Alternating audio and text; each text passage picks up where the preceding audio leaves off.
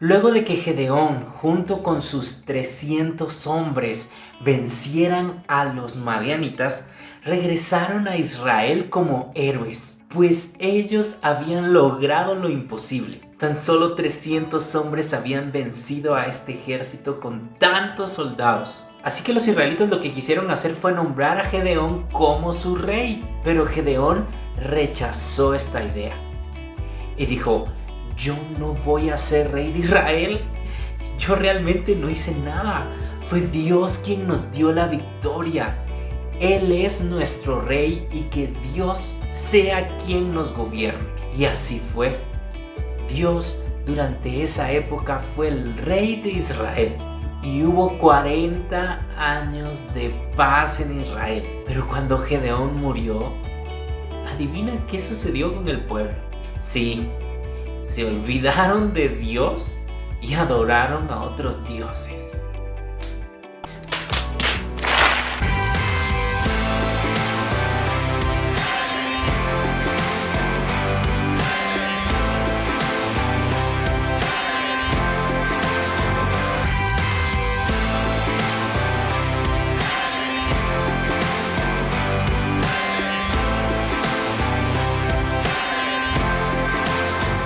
Es momento de leer nuestra Biblia. Abre tu Biblia en el libro de Jueces capítulo 10 y vamos a leer del versículo 6 al versículo 16.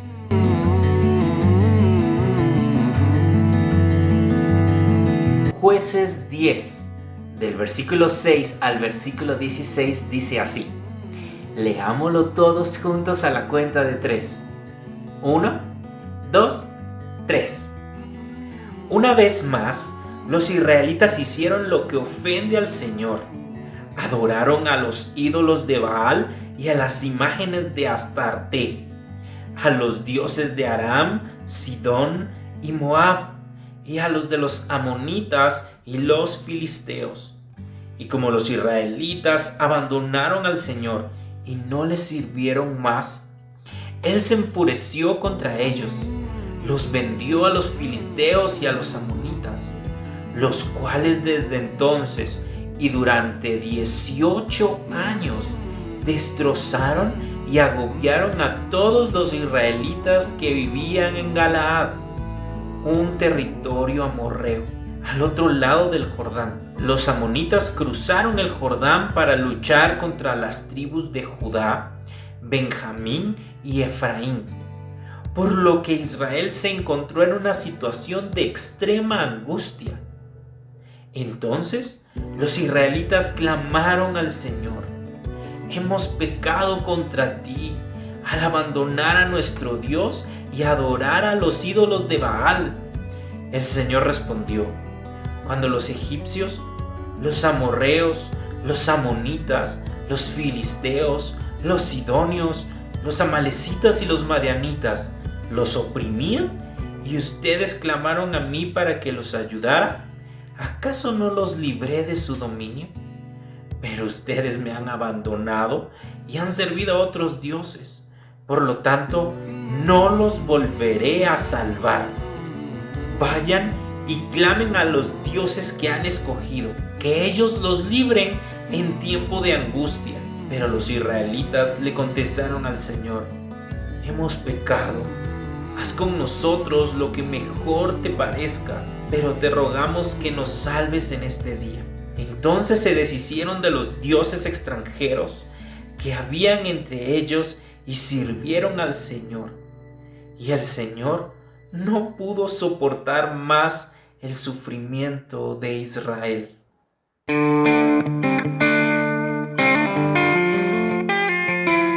El pueblo de Israel volvió a adorar imágenes de Baal y de Astarte y se olvidaron de Dios.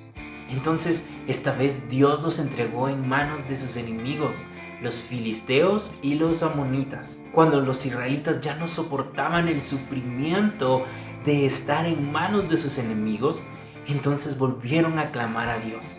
Y Dios esta vez les dijo: pues ¿saben qué?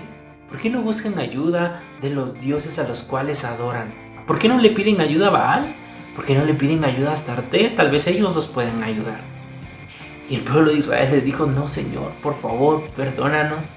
Y quitaron de en medio de ellos todos esos dioses a los cuales adoraban y empezaron a servir de nuevo a Dios. Y dice allí que Dios no pudo soportar el sufrimiento de los israelitas. De tal manera los amaba que a pesar de que ellos una y otra vez le daban la espalda, Dios no podía soportar el sufrimiento que ellos mismos habían traído. Y esta vez Dios escogió a un hombre llamado Jefté. Jefté era hijo de Galaad. El problema era de que la mamá de Jefté no era la esposa de Galaad. Galaad había tenido a Jefté con otra mujer que no era su esposa. Por lo tanto, todos los hermanos de Jefté, los que sí eran hijos de la esposa de Galaad, despreciaron a Jefté y lo echaron de su casa. Le dijeron: tú no eres nuestro verdadero hermano, vete de aquí. Y Jefté se tuvo que ir a vivir lejos, abandonado por sus hermanos y por sus padres. Y Jefté se juntó con gente mala, que hacían muchas maldades. Pero cuando el pueblo de Israel cayó en manos de los amonitas, los hermanos de Jefté se recordaron de él. Y recordaron que Jefté se había convertido en un muy buen guerrero, un muy buen soldado. A pesar de que Jefté usaba sus habilidades para pelear, para hacer el mal, sus hermanos lo recordaron y fueron a buscarlo. Y le dijeron: Jefté, ayúdanos, dirige nuestro ejército para ir a pelear contra los amonitas. Y Jefté les dijo: ¿pero no fueron ustedes los que me echaron de su casa? ¿No fueron ustedes los que me dijeron que yo no era su verdadero hermano y me mandaron lejos de mi casa? Sí, Jefté, pero necesitamos que nos ayudes. Es más, si nos ayudas, te vamos a nombrar a ti como nuestro líder. Vas a ser el líder del pueblo. Y Jefté les dijo: ¿de verdad ustedes prometen que si yo les ayudo voy a ser el líder de su pueblo? Sí, lo prometemos. Entonces Jefté regresó a su casa, dejó sus malas amistades y volvió a su casa, pero ahora como el líder del ejército de Israel para pelear con los amonitas. ¿Y sabes qué fue lo primero que hizo Jefté? Jefté mandó mensajeros al rey de los amonitas para tratar de conciliar, de encontrar un acuerdo mutuo y no pelear. Trató de negociar con él y hablar y decirle: mira, estas son nuestras tierras, ¿por qué no regresas a las tuyas? Y cada uno esté en paz. Pero el rey de los amonitas no quiso prestar atención a los mensajeros de Jefté. Por lo tanto, Jefté tuvo que levantarse y pelear contra ellos. Jefté hizo una oración a Dios y le dijo: Señor, te prometo que si tú me das la victoria frente a los amonitas, yo te voy a entregar como sacrificio a la primer persona que me reciba cuando yo vuelva de vencer a los amonitas. Dios le dio la victoria. Dice que Jefté venció frente a 20 ciudades. Logró conquistar 20 ciudades con la ayuda de Dios. Y entonces, al volver a su casa feliz, su hija fue a recibirlo y a abrazarlo. Y entonces Jefté recordó la promesa que le había hecho a Dios. ¿Sabes?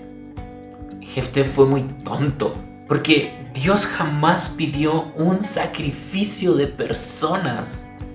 Nunca. Es más, Dios apreciaba tanto la vida de los seres humanos que en uno de sus mandamientos prohíbe quitarle la vida a otra persona. La única vez que Dios pidió un sacrificio de un niño fue a Abraham, y solo fue para ponerlo a prueba. No le permitió quitarle la vida a su hijo Isaac. Y Jefté podemos ver que es un reflejo de cómo Israel se había apartado de Dios, tanto que ya no conocían realmente cómo Dios era, la característica de Dios. Jefté quiso impresionar a Dios diciéndole: yo te voy a entregar a quien me venga a recibir cuando yo regrese victorioso de esa batalla. ¡Qué tonto! No conocía a Dios, no conocía el amor de Dios y cómo Dios le podía entregar a los amonitas, no porque Él le entregue esta ofrenda, sino porque Dios los amaba, independientemente de lo que hiciera Jefté. Eso no iba a cambiar el amor de Dios. Dios no lo iba a amar más por darle una ofrenda, aún más tontamente darle como ofrenda a su hija.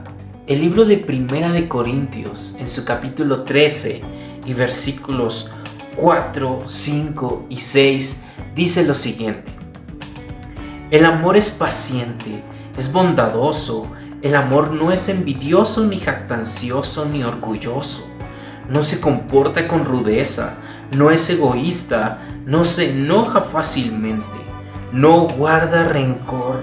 El amor no se deleita en la maldad, sino que se regocija con la verdad.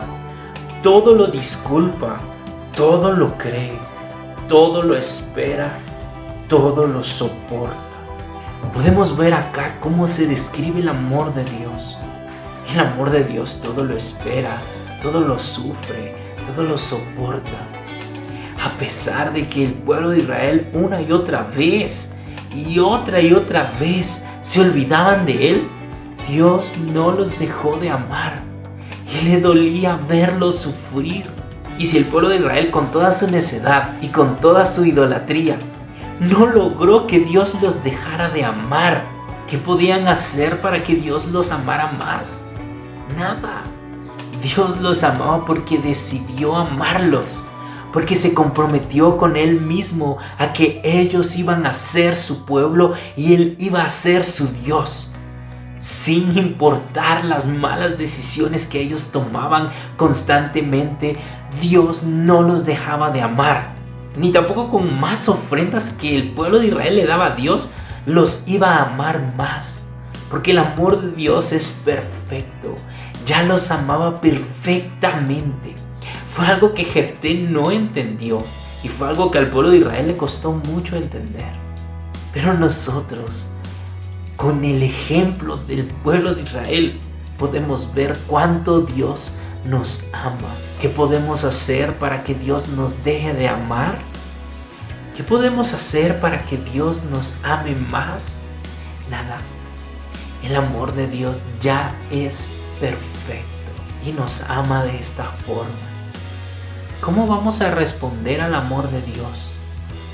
Si Dios nos ama incondicionalmente, si a pesar de que constantemente le fallamos, nos olvidamos de Él una y otra vez, al igual que el pueblo de Israel, y Él nos sigue amando de una forma impresionante, ¿cómo vamos a responder? ¿Acaso Dios no se merece obediencia en respuesta a su amor? Y obedecerle no porque le tengamos miedo, porque tengamos miedo del castigo que pueda venir o las consecuencias que pueda traer ser desobedientes, sino obedecerle porque nosotros también le amamos. Obedecerle porque nosotros le hemos conocido y en su palabra encontramos qué es lo que pide de nosotros. Obedezcamos su palabra, no por temor a su castigo, sino porque queremos corresponder al amor que de Él hemos recibido. Su más grande muestra de amor fue Jesús, el cual vino por nosotros como ese juez que necesitábamos para librarnos el sufrimiento que nosotros mismos trajimos a nuestra vida por nuestras malas decisiones. Y por eso vino Jesús. Él es la más grande muestra de amor de Dios. Respondamos al amor de Dios imitando a Jesús, siendo como Jesús fue, hablando como Jesús habló, viviendo como Jesús vivió, obedeciendo todo lo que Dios nos pide en su palabra Y así no solamente vamos a responder al amor de Dios, sino que vamos a vivir felices. Vamos a cumplir el propósito por el cual fuimos creados, el cual es glorificar a Dios y disfrutar de Él para siempre. Vamos a vivir como Dios quiere que vivamos. Amémoslo a Él. Y nuevamente te quiero decir, todos los días necesitamos de Cristo.